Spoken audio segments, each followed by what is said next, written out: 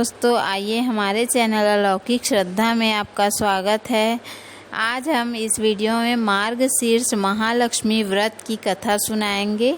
तो आइए शुरू करते हैं।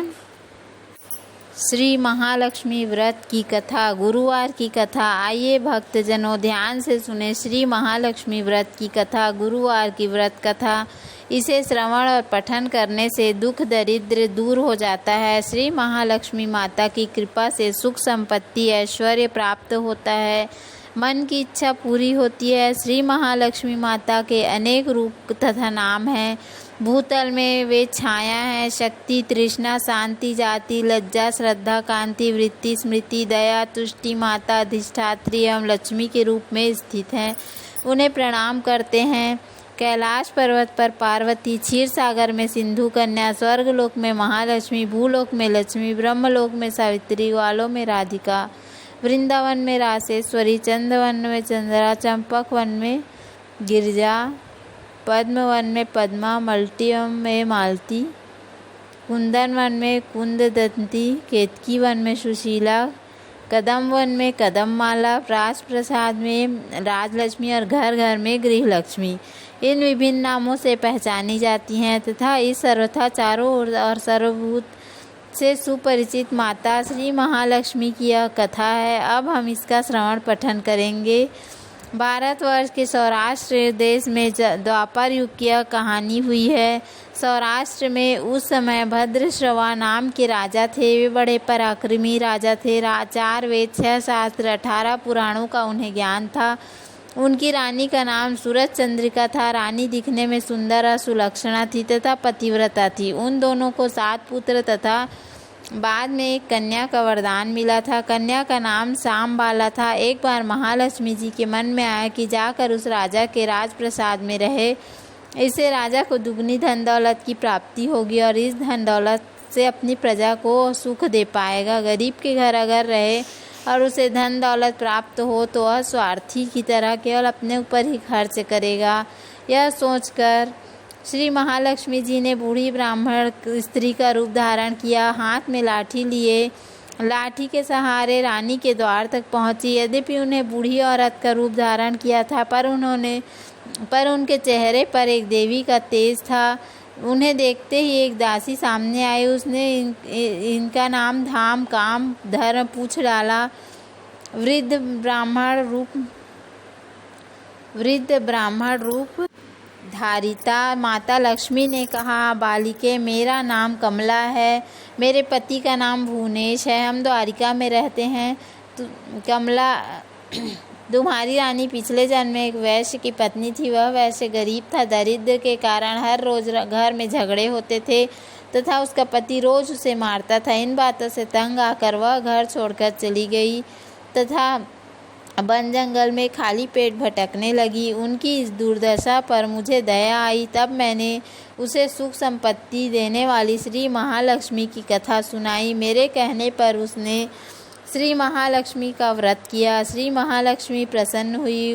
उनकी गरीबी दूर हुई। उसका घर संसार, दौलत, संतति, संपत्ति से भर गया। बाद में पति पत्नी दोनों परलोक सिधारे।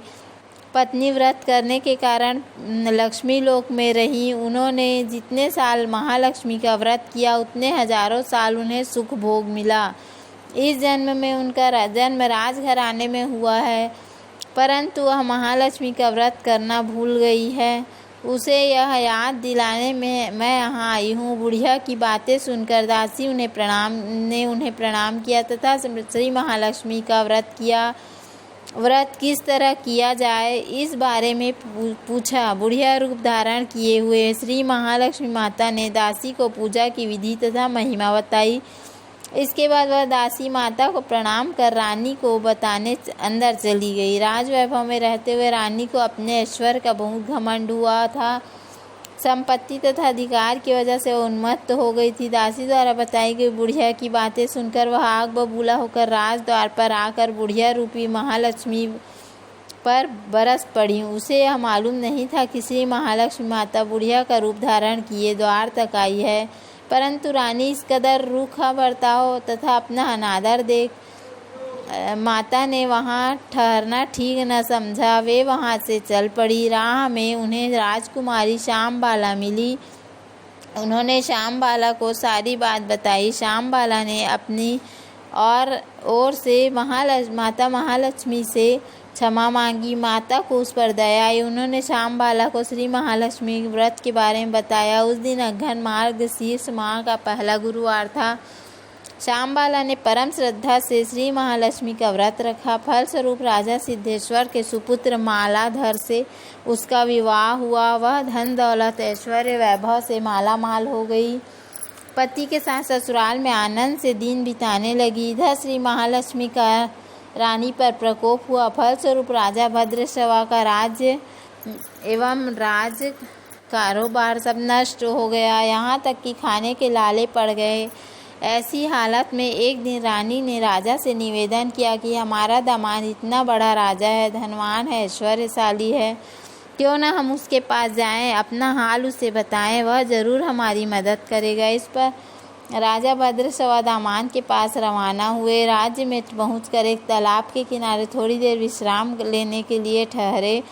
तालाब से पानी लेने आते जाते दासियों ने उन्हें देखा। उन्होंने विनम्रता से उनकी पूछताछ की। जब उन्हें यह मालूम पड़ा कि वे रानी श्यामबाला के पिता हैं, तो दौड़ते हुए जाकर उन्होंने रानी को सारी बात बताई। रानी ने दासी के हाथ पर राज परिधान भेजकर बड़े ठाठ से उनका स्वागत तथा आदर सत्कार किया, खान पान करवाया। जब वे लौटने लगे तो सोने की मोहरों से भरा घड़ा दिया। राजा भद्रश्रवा जब वापस लौटे तो उन्हें देखकर रानी सूरज चंद्रिका खुश हुई।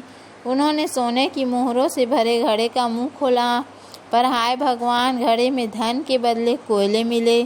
यह सब महालक्ष्मी के प्रकोप से हुआ। इस दुर्दशा में और कई दिन बीत गए। इस बार रानी स्वयं अपनी कन्या के पास गई। वह दिन अघन माह का अंतिम गुरुवार था।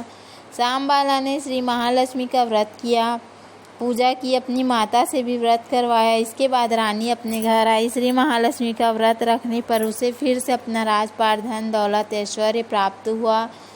वह फिर से सुख शांति आनंदमय जीवन बिताने लगी। कुछ दिनों बाद राजकन्या श्यामबाला अपने पिता के घर आई। उसे अपने घर देखकर सूरज चंद्रिका को पुरानी बातें याद आई। यही कि श्यामबाला ने अपने पिता को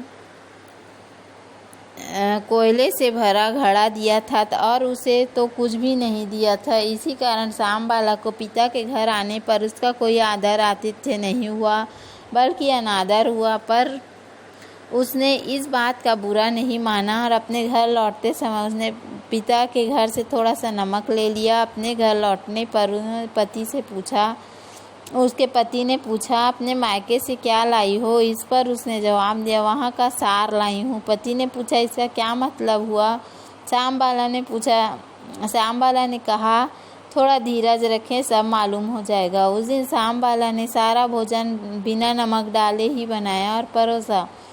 पति ने खाया, चखा। सारा खाना नमक बिना था, इसलिए स्वाद न आया। फिर श्यामबाला ने थाली में नमक डाला, इससे सारा भोजन स्वादिष्ट लगने लगा। तब श्यामबाला ने कहा पति से, यही है वह मायके से लाया हुआ सार। पति को उसकी बात सही लगी। फिर वह दोनों हंसी मजाक करते हुए भोजन करने लगे।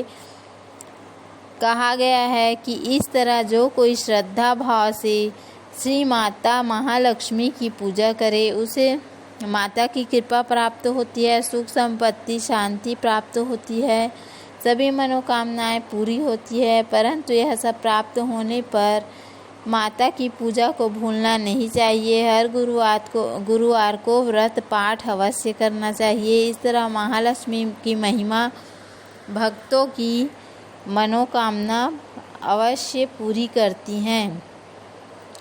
इस प्रकार श्री महालक्ष्मी की गुरुवार की कथा संपूर्ण होती है।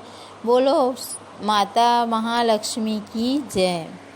तो उम्मीद है आपको हमारा वीडियो पसंद आया होगा। यदि हमारा वीडियो पसंद आया तो वीडियो को लाइक करें, चैनल को सब्सक्राइब करें। धन्यवाद। राधे राधे।